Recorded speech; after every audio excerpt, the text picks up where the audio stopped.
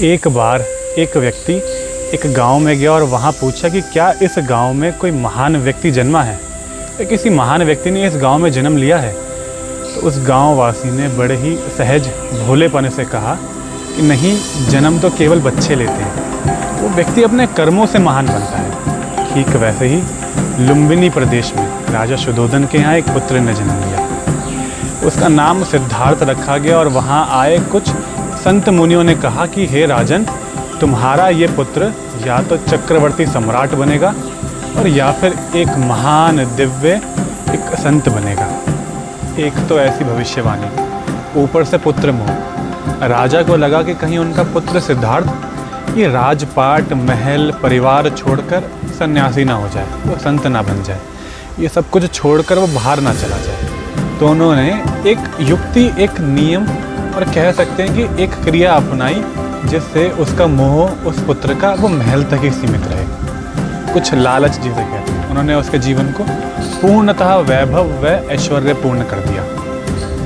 और क्या आप ये अनुमान लगा सकते हैं कि एक थोड़ा सा लालच उस परम शक्ति को रोक सके? कुछ समय बाद मन में एक टीस उठी, एक मन में एक शंका उठी कि क्यों ना राज्य को देखा जाए अपने। तो कड़े पहरे के होते हुए भी अपने एक सहायक को लेकर सिद्धार्थ निकल पड़े राज्य की ओर, अपने राज्य को देखने। थोड़ा आगे बढ़े ही थे कि एक बीमार व्यक्ति उन्हें दिखा, परंतु सिद्धार्थ के लिए तो बहुत नया था। कोई बीमारी को देखना सिद्धार्थ के लिए बहुत नया था। उन्होंने सहायक से पूछा कि इसे क्या हुआ है? तो उनके सहायक ने थोड़ा गंभीर होकर बोला कि राजन, ये व्यक्ति बीमार है और ऐसी बीमारी इसको ग्रसित हुआ है। तो राजकुमार ने पूछा कि क्या ये हमें भी हो सकती है, हम राजकुमारों को भी? तो सहायक ने ऐसे बड़े सरल स्वभाव से कहा, बड़े भोलेपन से कहा कि हाँ राजन, ये आपको भी हो सकती है, आपके पिता को हो सकती है, ये तो सत्य है, बीमारी होना किसी को भी हो सकता है। वो थोड़े गंभीर हो गए। थोड़े आगे चले तो उनको एक वृद्ध व्यक्ति मिला, एक बूढ़ा व्यक्ति मिला। तो उन्होंने फिर सहायक से पूछा कि इसे क्या हुआ है? तो सहायक ने बताया कि हे राजन, ये जो व्यक्ति है ये बुढ़ापे की स्थिति में आ चुका है, ये अपने जीवन के अंतिम पड़ाव में है और ये जल्दी इस शरीर को छोड़कर ऐसे मृत्यु लोक को गमन करेगा। तो राजन को लगा कि ये क्या बात हुई, ये तो क्या ना हमारे को भी ये आ सकता है यानी। तो क्या ना राजन, ये तो परम सत्य है, ये तो सबको आएगा, बुढ़ापा आपको, आपके पिताजी को और सब लोगों को ही बुढ़ापा आएगा। राजकुमार और थोड़ा शांत हो गए और गंभीर हो गए। थोड़ा आगे चलकर उनको इसी प्रकार दुख, दरिद्रता, गरीबी, इन सब चीज़ों के दुख देखने को मिले और अंत में उनको एक मृत व्यक्ति दिखा। उस शरीर को देखकर सिद्धार्थ ने बड़े भोलेपन से पूछा कि क्या ये भी हमारे साथ हो सकता है? वो सहायक 2 मिनट के लिए रुक गया और सिद्धार्थ को देखने लगा कि हे राजकुमार, जिस प्रकार ये बुढ़ापा, ये गरीबी, ये दुख, ये दरिद्रता, ये परम सत्य हैं, तो ये अकाट सत्य है कि ये मृत्यु होनी ही है। ये शरीर नश्वर है और ये आत्मा एक दिन मृत्यु लोक को गमन करेगी। हो सकता है कि हमें बुढ़ापा ना आए, हो सकता है गरीबी ना आए, हो सकता है दुख ना आए, परंतु इस सत्य को कोई झुठला नहीं सकता कि मृत्यु नहीं आएगी। राजकुमार बहुत डर गए और गंभीर हो गए। उनको लगा कि जैसे उनसे जीवन का जो सत्य था वो छुपाया गया। आज तक उनके सामने कभी वो सत्यता आई ही नहीं जो जीवन की थी, जो सत्य जीवन था। और ये सब देखने के बाद उनके मन में उस सत्य को, जो परम सत्य था, उसे जानने की जिज्ञासा ने जन्म लिया। वो राजकुमार वापस अपने महल में आया और थोड़े समय बाद उनका विवाह हो गया यशोधरा के साथ। कुछ समय बाद इसी प्रकार उनको एक पुत्र रत्न की प्राप्ति हुई जिसका नाम राहुल रखा गया। और इतने सब सुखद अनुभवों के बाद भी कहीं ना कहीं सिद्धार्थ का मन उस सत्य को ढूंढने में लगता, उस सत्य को खोजने में लगता जो उनके मन में पनप चुका था परंतु बाहर नहीं निकल पा रहा था।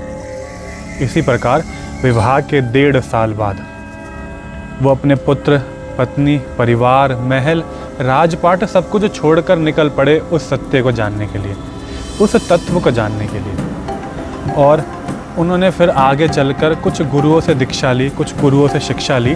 अलग अलग जगह जाकर उन्होंने धारणा, ध्यान, समाधि आदि की शिक्षा और दीक्षा ग्रहण करी। थोड़ी दूर आगे चलकर वो पहुँचे बिहार और वहाँ पर जाकर बैठे और तपस्या करने। और उस वट वृक्ष के नीचे बहुत कड़ी तपस्या के बाद जब वो अंतर्मुखी हुए, यानी कि जब उन्होंने अपने अंदर झांका, अपने अंदर देखा, तो उन्हें वो सत्य, उस तत्व का बोध हुआ जिसके बाद वो कहलाए बुद्ध। वो सिद्धार्थ का यही जीवन था, यही क्षण था जब वो सिद्धार्थ बुद्ध कहलाए।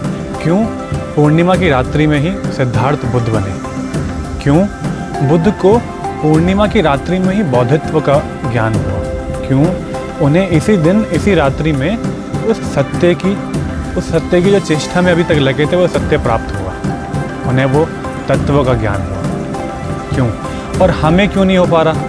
हम क्यों नहीं उस तत्व को जान पा रहे, उस सत्य को जान पा रहे? तो ये जो पूर्णिमा है ये हमारे बुद्ध बनने की है। इस पूर्णिमा में जो चंद्रमा होता है वो बहुत प्रभावशाली, बहुत प्रबल होता है, यानी कि बहुत पावरफुल होता है। आप जानते होंगे कि चंद्रमा की रात्रि जिस दिन फुल मून होता है, यानी कि पूर्णिमा होती है, उस दिन सबसे ज़्यादा लहरें, यानी कि ज्वार भाटे आते हैं, सबसे ज़्यादा फ्लड्स आते हैं। और एक और, हमारा जो ह्यूमन जो बॉडी है वो 80% ऑफ वाटर से बनी है, 80% पानी। तो जब वो इतने बड़े समुद्र पर इतना बड़ा प्रभाव डालता है तो हमारे शरीर पर नहीं डालता होगा? डालता है। और यही कारण है कि दुनिया में सबसे ज़्यादा जो लोग पागल होते हैं वो इसी रात्रि को होते हैं। और बड़े बड़े बिजनेसमैन, बड़े बड़े संत, वैज्ञानिक और आम लोग भी जो एनलाइटेंड हुए हैं वो इसी दिन हुए हैं। तो आपको ये जानना है कि आपको बुद्धू से लेकर बुद्ध तक की यात्रा कैसे करनी है, वो आपके ऊपर है। इस पूर्णिमा अपने परिवार के साथ थोड़ी देर बाहर बैठिए और जब तक हो ध्यान लगाएं उस सत्य की ओर, उस तत्व की ओर, अपने अंदर की ओर, अपने अंतर्मुखी की तरफ अपने अंदर ध्यान लगाइए और बनिए अपने बुद्ध। आपा दीपो भव।